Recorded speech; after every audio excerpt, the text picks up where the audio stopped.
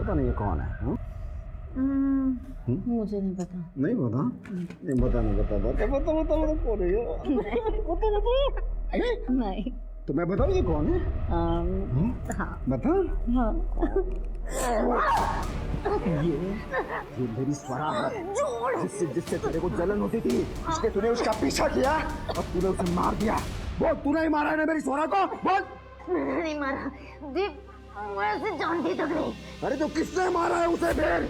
मुझे क्या पता, अपनी बीवी को जाके पूछना।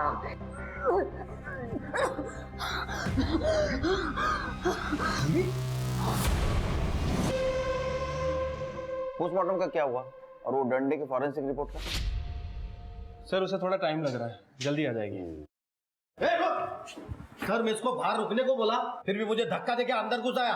सर मुझे अरेस्ट कर लो सर, मैंने खून किया है। क्या किया? खून। किसका? ये है ना सर, ये ट्रक ड्राइवर, ये इसको मैंने मार दिया सर। और ये औरत का क्या है? अरे औरत को छोड़ो सर, ये है ना सर, इसको मारा है मैंने सर। ये सब गला दबा के सर। अरे तेरा और मरन थे मार दिया सर। क्यों? मजा आता है सर, मैंने तो ट्रक भी बेच दिया सर। तेरे पास लाइसेंस है? हाँ है ना।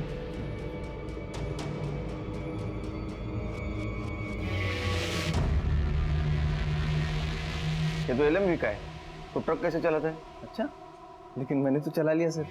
ट्रक कैसा दिखता था? काले रंग का सर, पीछे लिखा था बुरी नजर वाले तेरा मुंह काला। और सर लाइटें लगी थी। जो कान फटक देख ना, एक तो ट्रक काले कलर का नहीं था और तू जैसा बोल रहा वैसा नहीं था, कुछ लिखा नहीं था उसके पीछे, काला मुंह वगैरह। मजाक समझा तो? मजाक नहीं चल रहा है सर, मेरी माँ का रेप हो रहा है वहाँ पे। तो मजदूर आके मेरी माँ का रेप कर रहे हैं सर, और मैं कुछ भी नहीं कर पाता हूँ। मैं ऐसे खड़े रह जाता हूँ वहाँ पे। एकदम निकम्मा बैठा हूँ सर, एकदम निकम्मा बैठा हूँ मैं, मेरे से कुछ भी नहीं होता है। इसलिए ना सर, मैंने अपने आप को ना मारने की भी कोशिश की, अपनी जान लेने की कोशिश की, लेकिन मैं उसमें भी फेल हो गया सर। मैं क्या करूँ? इसलिए सर मैं ये आपको बताने आया हूँ। मैंने सही में मारा है सर, ट्रक ड्राइवर को मैंने सही में मारा है सर। आपके हाथ जोड़ता हूँ, प्लीज मुझे अरेस्ट कर लो और मुझे फांसी दे दो सर, और ये सब खत्म कर दो सर, प्लीज सर। करडे जरा कोपऱ्यात बसवा, माणसांना येऊ देऊ नका त्याच्या जवळ। जा चल। सर लाइसेंस नहीं, ये मेरे पास रहेगा। इसके घर जाओ, उसके माँ से मिलो, देखो सच बोल रहा है सर। है ना, कौन कौन ही तो पुलिस स्टेशन है। क्या? मेरा रेप? आप क्या कह रहे हैं? आपका दिमाग खराब हो गया है? मेरी उम्र की औरत से आप ऐसे कैसे बात कर सकते हैं? इसका मतलब 2 मजदूर हर तीसरे दिन जबरदस्ती आपके घर में नहीं घुसते हैं? क्या बकवास कर रही हैं आप? मैं ऐसे ही किसी को अपने घर में क्यों घुसने दूंगी? ये हम नहीं, आपका बेटा कह रहा है जो अभी पुलिस स्टेशन में है। उसका कहना है कि उसने ट्रक ड्राइवर का खून किया है।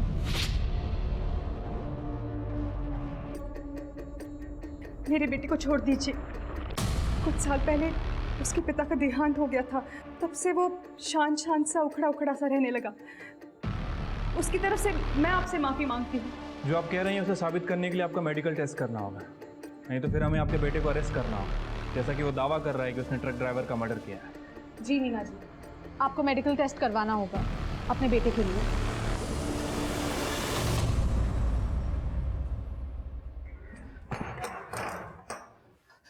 देखिए, तने की वजह से मैं आपसे माफी मांगती हूँ। उसे आप पर हाथ नहीं उठाना चाहिए था, उसे माफ कर दीजिए।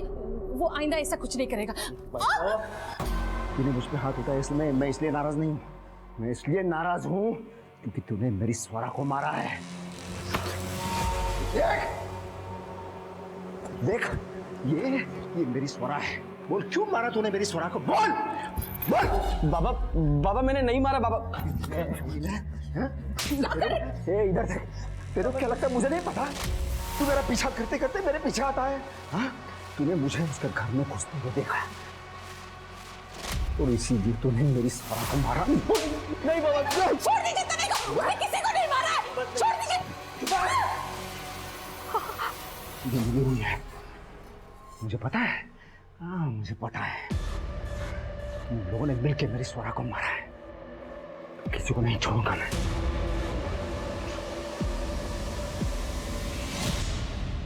सर पोस्टमार्टम रिपोर्ट के मुताबिक उस औरत की मौत बहुत बुरी तरह पिटाई की वजह से हुई है। और सर मौका वारदात पे जो डंडा हमें मिला था उस पर किसी के फिंगरप्रिंट नहीं है। ऐसा लग रहा है जैसे किसी ने उसे साफ किया। लेकिन सर उस डंडे पे जो ब्लड मिला है वो उस औरत का ही है, फॉरेंसिक ने कंफर्म किया है। और उस ट्रक ड्राइवर की मौत गला दबाने की वजह से हुई है। उसके गले पर शायद किसी गमछे या रस्सी के निशान हैं। और सर उसकी बॉडी में अल्कोहल और नींद की दवाई के ट्रेसेस मिले, जबकि उस लेडी की बॉडी में ऐसा कुछ नहीं है। लेकिन सिर के सवाल ये है कि दोनों लोगों को अलग अलग तरीके से क्यों मारा गया? क्या दो कातिल हैं? अगर ऐसा है तो दोनों बॉडीज को एक ही जगह डंप क्यों किया गया? सर इन्वेस्टिगेशन के दौरान हमें पता चला है कि एक दो नहीं बल्कि एक साल में बहुत ज़्यादा ट्रक और ट्रक ड्राइवर गायब हुए हैं। कितने? सर नंबर्स तो हम पता कर रहे हैं, लेकिन आई एम श्योर ये बहुत बड़ा गैंग है सर। क्योंकि मुझे पूरी इंफॉर्मेशन चाहिए। Right sir. अरुण भाई कैसे हो? अरे अरुण भाई आइए। कैसे हो? ठीक है ना? अरे अरुण दादा आइए। राजू हाँ जा अरुण भाई की बोतल लेके आ। हाँ हाँ वही ना डेली वाली। हाँ डेली वाली। हाँ हाँ गुलाब भाई आपकी पैंट ले लो पहले, एक जिम्मेदारी खत्म हो गई। अरे शुक्रिया अरुण भाई, मैं तो पैंट सिलवाने के लिए भूल ही गया था, लेकिन आपने एकदम टाइम पे दे दिया। अरे नहीं रहना दो, पैसे नहीं चाहिए मुझे, ये दोस्ती खाते में रख लो, रखो।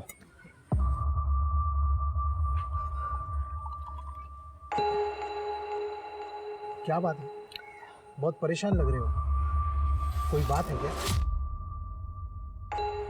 जिसे मैं अपने जान से भी ज्यादा प्यार करता था ना, उस दुनिया में नहीं रही। उन सबने मिलकर उसे मारा है। किसने? मेरे खुद के परिवार ने और उस औरत ने जिसकी मैंने सबसे ज्यादा मदद की, ये सब ने मिलकर मारा है उसे।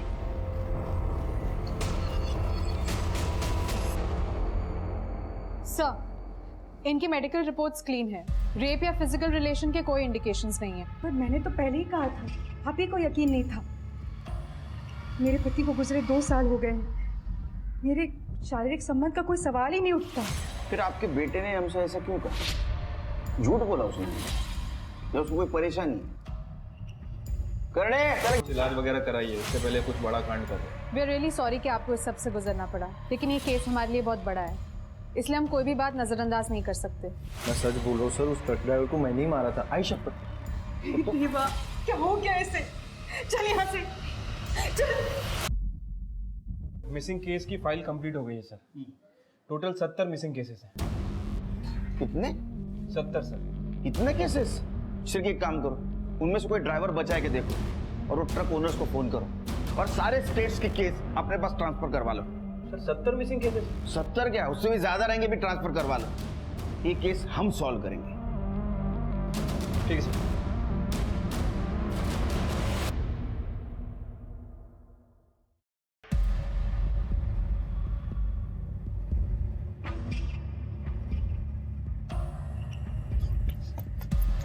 पैसे काट।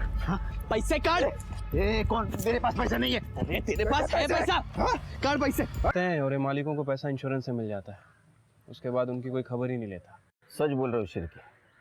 वैसे कलयुग में ना इंसान की कीमत शून्य है, 0। अभी जो ट्रक चोरी होते हैं उनमें जो सामान होता है वो कहीं ना कहीं बेचे जाता होगा। ये ट्रक भी कहीं ना कहीं होंगे। ये ट्रक चोरी इसलिए होते हैं वो दोबारा बेचे जा सके। तो अब हमें ये पता करना है कि आखिर ये चोरी के ट्रक खरीदता और बेचता कौन है। अपने लोकल ट्रांसपोर्ट है ना और ट्रक ड्राइवर, उनसे कांटेक्ट करो, जरूर किसी ने कुछ देखा होगा और अपने खबरों को अलर्ट कर दो। ठीक है सर। सर अंदर एक आदमी है, बोल रहा है कि उस औरत को किसने मारा उसको पता है। बोल रहा है बड़े साहब से ही बात करूंगा। तो तुम्हें पता है कि ये लड़की कौन है और इसको किसने मारा है?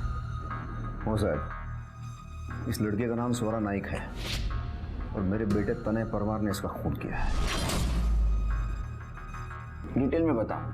सर मेरी नटराज मार्केट में एक टेलरिंग की दुकान है, तो ये लड़की कुछ महीने पहले काम ढूंढती हुई मेरे पास आई। कुछ खाया पिया कि नहीं? नहीं। तो मैंने उसे थोड़े पैसे दे दिए, मतलब जितना मैं दे सकता था। प्लीज, उसे पैसों की दिक्कत है, काम भी नहीं है उसके पास कोई।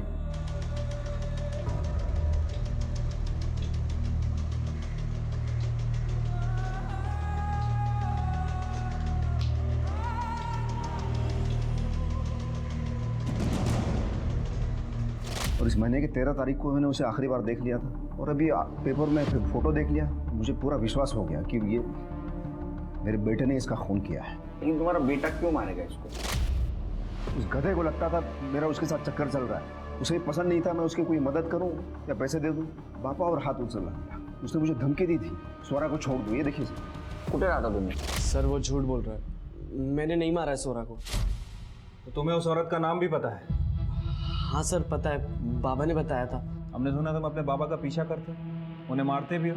बहुत अच्छा फर्ज निभा रहे हो बेटा होने का। फिर तो बाप का मर्डर भी कर सकते हो। नहीं नहीं सर, बाबा मुझसे बदला लेना चाहते थे, मैंने उनसे पैसे लिए थे। और करो सपोर्ट उस कमीने को। साहब तनय सही कह रहा है। अरुण ने ही हमें बताया था वो स्वरा को प्यार करता है और उनका और एक औरत के साथ चक्कर चल रहा है। रागिनी खरे नाम है उसका। उसे चाहिए तो पूछ लीजिए, उसे भी पता है स्वरा के बारे में। उसी ने हमें ये सब बताया है। तो माँ बेटे का कहना है कि अरुण झूठ बोल रहा है। झूठ नहीं सर, वो लोग इल्जाम लगा रहे हैं, कह रहे हैं कि अरुण एक नंबर का याश आदमी है, गाली गलौज लड़ाई झगड़ा सब कुछ करता है। साथ ही साथ उसका औरतों के साथ अफेयर भी चल रहा है। दूसरी औरत के बारे में पता चला? हाँ सर, किसी रागिनी घरे का नाम ले रहे हैं वो लोग। साहब अरुण से ज्यादा दिलदार और मददगार आदमी मैंने नहीं देखा। वो मुझसे बहुत प्यार करता है। अगर राधा उसे तलाक दे देती तो वो मुझसे शादी कर लेता। लेकिन राधा का तो कहना है कि अरुण की लाइफ में कोई और भी औरत है, और राधा ने ही आपको इस बारे में बताया था। हाँ, वो अरुण ने एक बार मुझे अखबार में एक औरत का फोटो दिखा के पूछा था। उसे ऐसा लगता है कि मैंने उसके प्यार को मार दिया। साहब उसने मेरा गला दबाकर मुझे मारने की कोशिश भी की, पर बाद में उसने मुझसे ये बात के लिए माफ़ी मांग ली थी। ये अरुण तो बहुत कंफ्यूज कैरेक्टर लग रहा है। सर मैंने अरुण के बारे में नटराज मार्केट में पता किया। सर आप यकीन नहीं करेंगे, अरुण की इक्वेशन और रेपुटेशन बहुत ही ज्यादा अच्छे है वहाँ। सर सभी लोगों को कहना है कि अरुण गरीबों की मदद करता है, जो लोग अफोर्ड नहीं कर सकते उनको कम पैसे में कपड़े सिल के देता है, और कभी कभी तो फ्री में दे देता है। सर चाय वाले से लेकर सभी लोग वहाँ पे उसका बहुत ज्यादा सम्मान करते हैं। इसका मतलब स्वरा को वो सच में मदद कर रहा था, लेकिन स्वरा को लगा कि रागिनी का उसके साथ अफेयर चल रहा है, और उसने ये बात राधा को भी बता दी। तृप्ति, क्या सच में उस दिन स्वरा अरुण की दुकान में गई थी? सर मैंने पता किया, लेकिन किसी ने कुछ दावे के साथ तो नहीं कहा है, लेकिन सभी लोगों का यही कहना है कि अरुण की दुकान पे अक्सर बहुत ज्यादा भीड़ होती थी। सर अरुण की सीढ़िया रिपोर्ट। सर अरुण अपने बेबी बच्चे के अलावा रागिनी के टच में था, और ये जो नंबर है सर ये शायद स्वरा का है। अच्छा 14 तारीख की क्या लोकेशन है? सर अरुण की 14 तारीख की लोकेशन उसके दुकान की थी, उसके बाद वो अपने घर गए। और तने? सर 14 तारीख को तने घर पे ही था। ये अरुण पे नजर रखो सर। किस पे भरोसा करे और किस पे ना करे समझ में नहीं।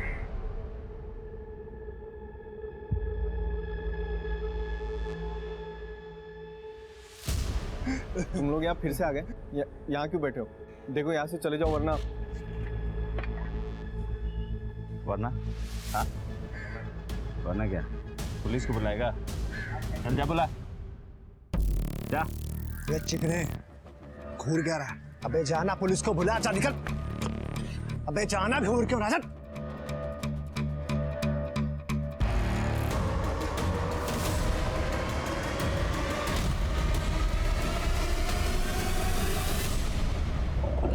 पुलिस का अंदाजा एकदम सही था, वो सिर्फ शुरुआत थी। एक के बाद एक पुलिस को जंगल में 40 बॉडीज, या यूं कहें कि 40 कंकाल मिले थे।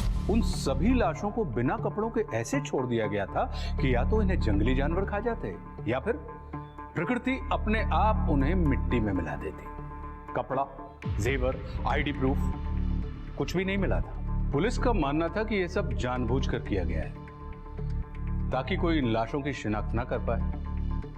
पुलिस इस समय सिर्फ किलर को ढूंढ रही थी। उसे यह अंदाजा ही नहीं था कि यह मामला किलर का नहीं बल्कि सीरियल किलर का है। खबरियों के नेटवर्क की वजह से पुलिस को एक और बड़ी कामयाबी मिली। पुलिस के हाथों वो आदमी लगा जो चोरी किए हुए ट्रकों को खरीदता था, शमशेर आलम। चिल्ला मत, खड़े रह। बोल, चोरी के ट्रक किससे खरीदता था? बोल। मैं नहीं जानता कौन। मैंने उसका चेहरा तक नहीं देखा साहब। वो ट्रक भी मुझे सुनसान रास्ते पे देता था साहब। मैं ट्रक देखता था, उसका माल देखता था, कंडीशन देखता था, उसके बाद उसको पैसा दे देता साहब कैश। साहब वो जब भी आता था ना अपना चेहरा गमछा से बांध कर आता था, इसीलिए साहब मैंने उसका चेहरा देखा ही नहीं। फोन नंबर बोल उसका। साहब उसका फोन नंबर तो नहीं है कि हाँ साहब वो लैंडलाइन नंबर से हमेशा फोन करता था। बोल। हाँ जी बिल्कुल यही नंबर है। कौन इस्तेमाल करता है ये फ़ोन को? कई लोग इस्तेमाल करते हैं, ट्रक ड्राइवर्स और भी कई लोग आते हैं यहाँ। कोई एक आदमी होता तो बता भी देता। आजकल तो मोबाइल फ़ोन का ज़माना है, सबके पास मोबाइल फ़ोन है, फिर ये फ़ोन यहाँ क्यों रखा है? हाँ साहब, लेकिन कभी कभी मोबाइल का रिचार्ज खत्म हो जाता है या फिर बैटरी, तब वो लोग इस फ़ोन का इस्तेमाल करते हैं। फिर भी कौन ज़्यादा बार इस्तेमाल करता है, याद करने की कोशिश करो। बहुत सारे लोग हैं साहब। सबकी डिटेल्स चाहिए। हाँ देता हूँ ना साहब, मुझे उन सब लोगों के ट्रक के नंबर भी याद है। वेरी गुड, सबके ट्रक के नंबर भी लिख के दो। हाँ। चांसेस कम है शेर के, लेकिन फिर भी चेक करना पड़ेगा। सर अब मुझे अरेस्ट कर लो सर, अब सच्ची में अरेस्ट कर लो। अरे तो पुनः अलग करने, अरे ये इसको लेके जाओ। अरे सर मेरी बात तो सुनो सर। चल भाग चल। सर जो 2 मजदूर मेरी आई का रेप करते थे ना सर, मार दिया मैंने। केएम रोड से जा रहा था, दोनों सोए हुए, बाजू में पत्थर था, पत्थर उठाया और पूरा सर चेहरा खून से भर गया था। उन दोनों मर गए सर। घसीटा, झाड़ियों में फेंक दिया। बैठ इधर बैठ। सर अब अरेस्ट कर लो सर, अब आप सच्ची में अरेस्ट कर लो मुझे। चुप कर दे, जाके चेक करो केएम रोड पे। ठीक है सर।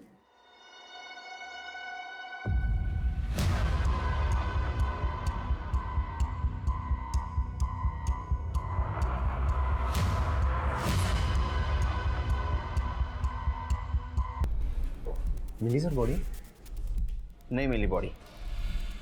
ओपन में थोड़ी ना छोड़ूंगा सर, 40 फुट अंदर घसीट के लेके गया था, मैं भी थक गया था। उनको बोलो ढंग से ढूंढो। देख पहले से ना एक केस की वजह से मेरा दिमाग खराब है, तो और दिमाग मत खराब कर मेरा। तो फिर से आया ना बहुत मारूंगा तेरे को। सर आऊंगा तो अरेस्ट कर लेंगे आप। चल जा, उसको बाहर लेके जा।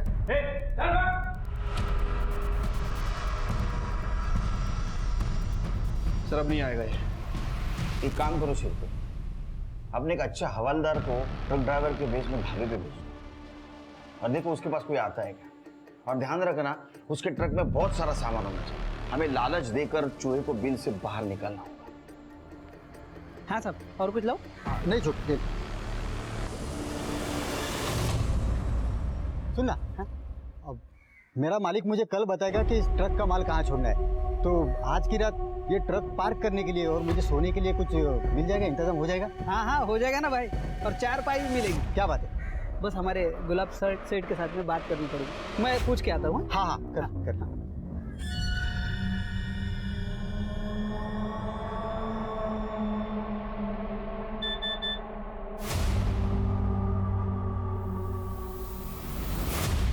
घरात ने धाबे पे सेटिंग कर ली तो क्या तुमने 2 मासूम लोगों की जान ले ली? तू जानवर है, शैतान है। ये मैंने तेरे लिए किया है। मुझ पे इल्जाम लगाता है, अब मैं दुनिया को क्या मुंह दिखाऊंगी? इससे अच्छा होता कि तुझे जन्म देती, मैं ही मर जाती। जाओ दे।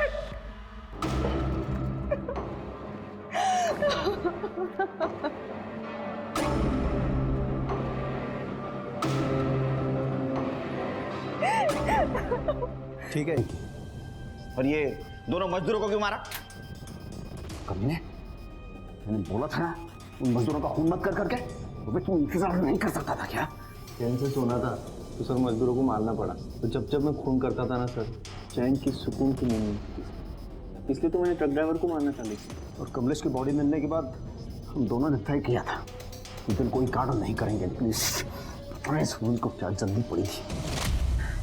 बॉस चलो ना किसी को मारते हैं, बहुत तलब लगी है, नींद नहीं आ रही है मुझे। मारवाएगा क्या? धीरे से बोल रहा।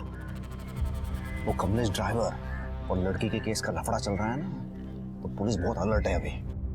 तो मेरी सुन ले, रुक जा, मैं सोचता हूँ कुछ। मैं क्या करता साहब, एक दिन पहले दोनों मजदूर मेरे घर के बाहर मुझे को बेच के पैसे कमाना चाहता था। पर मैं किसी को मारना नहीं चाहता था। फिर भी मैंने सुनील से पूछा, तू लोगों को मारना चाहता है? तो उसने हाँ कहा, और फिर वहीं से हमारी पार्टनरशिप की शुरुआत हो गई। मैं ड्राइवर से अच्छी तरह से बात करता, उनके दारू में नशे की गोलियां मिलाता और फिर उनसे ही लिफ्ट मांग के उनके साथ निकल जाता था। अरे सुनो भाई। हाँ भाई, क्या हुआ? आगे तक ही जाना है, मुझे लिफ्ट मिलेगी क्या? हाँ अच्छा, बैठो, छोड़ देता हूँ, बैठो। धन्यवाद।